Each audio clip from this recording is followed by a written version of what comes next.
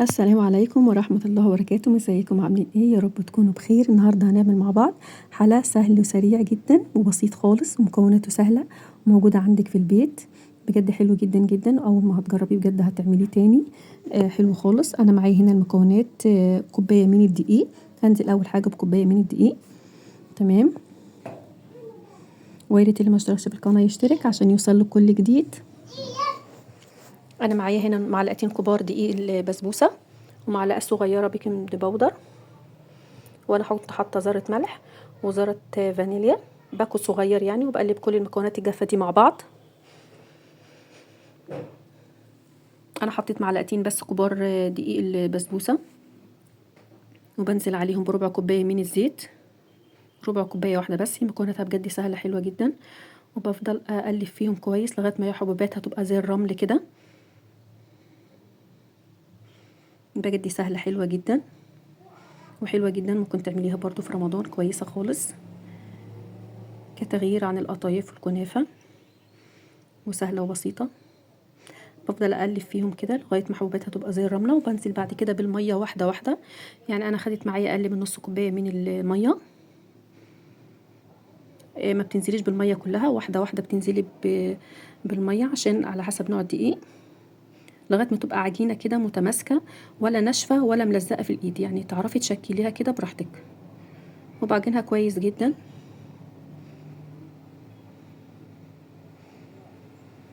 بجد حلوه جدا، هتجربيها ان شاء الله باذن الله، الفيديو هيعجبك.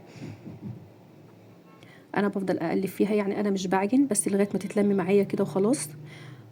او بعد ما بتتلم بشكلها عادي خالص، مش بسيبها ترتاح ولا حاجه. انا هنا لمت معايا، وبعد كده بقى اشكلها. ابدا اشكلها كور صغيره، بشكلهم كلهم كور صغيره ونفس الحجم. يا ريت تصغريها خالص، لان هي بعد كده لما بنيجي نقليها في الزيت حجمها بيزيد، يعني ما تخليش الكوره كبيره، كور صغيره خالص، لان حجمها بيزيد شويه تاني بعد اللي ما بتتقلي. ان انا خلصت الكميه كلها تشكيل كور. وبعد كده ببدأ بقى اعملها زي صوابع الكفتة بالظبط، يعني ببرمها كده زي صباع الكفتة. وبعد كده اي حاجة عندك ممكن تشكليها بيها. انا جبت الصفاية اللي بنقلب بيها، او ممكن شوكة، أو لو عندك مشط مخلية للحلويات وحاجة زي كده ممكن تشكلي بيه. وبضغط عليها كده، بضغط عليها جامد، ما تخافيش يعني مش هتلزق معاكي لو العجينة مظبوطة.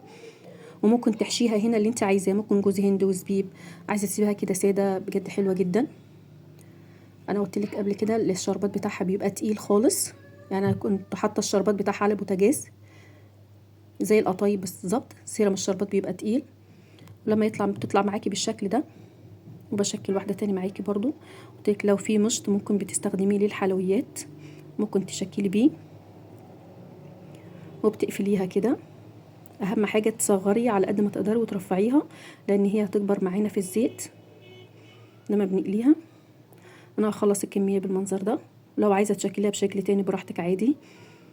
هي بجد بتبقى حلوة جدا، قريبة من طعم البسبوسة كده، شبه الصوابع زينب. بجد حلوة خالص وسهلة واقتصادية. اهم حاجة يكون السيرم بتاعها بارد، تكوني مجهزاه من قبلها. وياريت اللي ما اشتركش في القناة يشترك عشان يوصل له كل جديد. انا هنا خلصت الكمية. لو انت عايزة تضاعفي الكمية ممكن تضاعفيها عادي. تمام. هبدأ اقليها في الزيت. الزيت يكون سخن، بس مش سخن قوي يعني، بس يكون سخن. تمام. انت لو عايزه تطبقيها كده وتخليها كوره صغيره مدوره كده ممكن، عايزه تسيبيها صوابع براحتك. انا هنا حاطه زيت وببدا اقليها. وبعد ما بتطلع على طول، بعد القلي على طول، بكون مجهزه الشربات، قلت لك قبل كده يكون بارد، وبنزل فيها في سيرم الشربات زي القطايف بالظبط كده. وبعد كده بصفيها واطلعها في طبق. بجد حلوه جدا وسهله.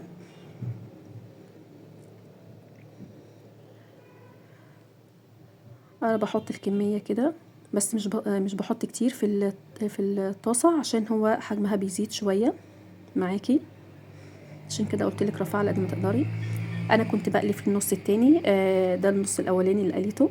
انا حطيته في سيرم الشربات، بجد تحفه جدا جدا، طعمه حلو خالص. عايزه تشكليه براحتك اي شكل انت تحبيه، بجد مرمله من جوه، حلوه خالص وسهله وبسيطه جدا. ويا رب يكون الفيديو عجبكم، وبألف هنا وشفا يا رب، وكل سنه وانتم طيبين. ويا ريت اللي ما اشتركش في القناه يشترك دعما ليها. والسلام عليكم ورحمه الله وبركاته.